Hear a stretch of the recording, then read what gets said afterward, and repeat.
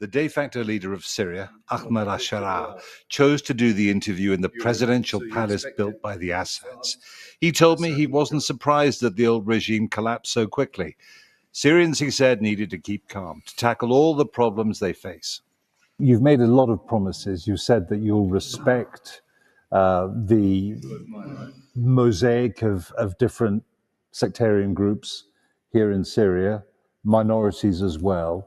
Are you going to keep those promises? The Syrian population has lived together for thousands of years. We're going to discuss all of it. We're going to have dialogue and make sure everyone is represented. The old regime always played on sectarian divisions, but we won't. We were welcomed in all the big cities by all the sects. I think the revolution can contain everybody. So this isn't going to be some kind of a caliphate, or you're not going to make Syria into a country like Afghanistan, because you know that there are people who say that maybe you want to behave like the Taliban. There are many differences between Syria and the Taliban. The way we govern is different. Afghanistan is a tribal community. Syria is completely different. The people just don't think in the same way. The Syrian government and the ruling system will be in line with Syria's history and culture. So the culture of Syria includes rights for women, it includes education for women, it includes tolerance for people drinking alcohol.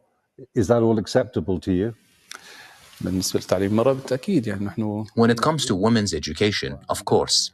We've had universities in Idlib for more than 8 years. I think the percentage of women in universities is more than 60%. And alcohol?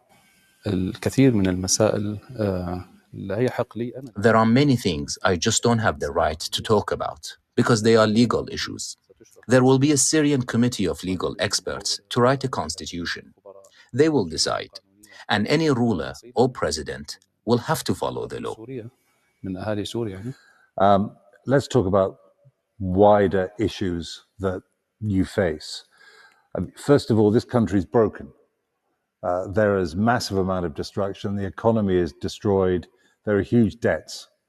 How do you begin to start dealing with all of that when the country's under sanctions and when major powers around the world and the United Nations say that you are the leader of a terrorist group? That's a political classification. We haven't committed any crimes that justify calling us a terrorist group.